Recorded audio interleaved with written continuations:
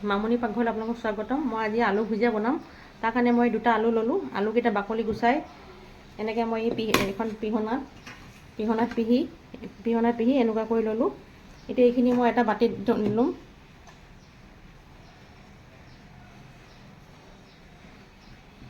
লৈ এতিয়া মই ইয়াত পানী দিম। ইয়াত পানী দি যি বগা বগা পানীটো ওলায়, এই পানীটো যেতিয়ালৈকে মানে হেৰি হৈ নাযায় তেতিয়ালৈকে ভালকৈ আলুখিনি ধুই আকৌ পানী দি পেলাই এনেকৈ থৈ দিব লাগিব।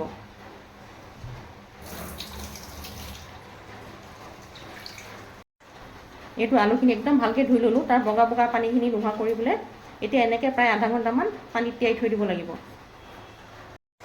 এতিয়া এই পানীখিনি মই পেলাই দিম। পানীখিনি পেলোৱাৰ পিছত একদম হাতেৰে ভালকৈ চেপি তাত যিখিনি পানী থাকে সেইখিনি গুচাই এখন থালত এনেকৈ মেলি থ'ম।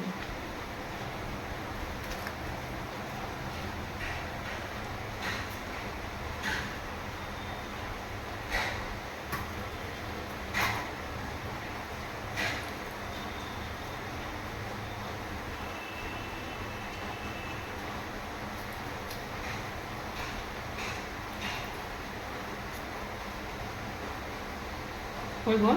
এতিয়া এইখিনি মই ভাজিম। এই কেৰাহীখন পাতি ল'লোঁ, কেৰাহীত তেল দিলোঁ, তেলখিনি গৰম হ'ল। এতিয়া মই এই আলুখিনি মই অলপ অলপকৈ ভাজিম। ৰঙচুৱা আৰু মচমচীয়া হোৱাকৈ ভাজিম এইখিনি।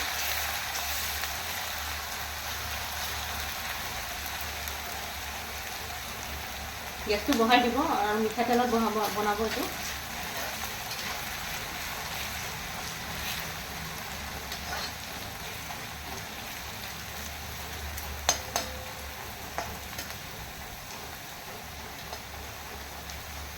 এতিয়া মই এইখিনি ৰঙচুৱা হোৱালৈকে ভাজিম আৰু।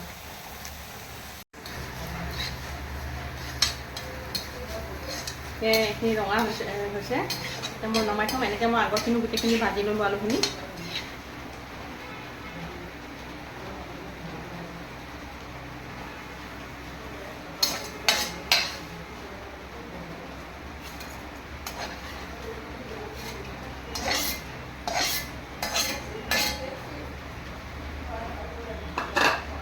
কেইটামান বাদামো এনেকৈ ভাজি লৈছোঁ মই, ইয়াৰ লগত লগাই দিম। এয়া মোৰ আলু ভুজিয়া হৈ গ'ল। ইয়াত মই বাদাম, পাপৰ আৰু নৰসিংহৰ পাত কেইটামানো দিছোঁ ভাজি পেলাই। আৰু নিমখ মই ভাজোঁতে দিয়া নাছিলোঁ, পিছত অলপমান ওপৰত ছটিয়াই দিছোঁ। চাবচোন কেনেকুৱা লাগে এবাৰ বনাই আপোনালোকে।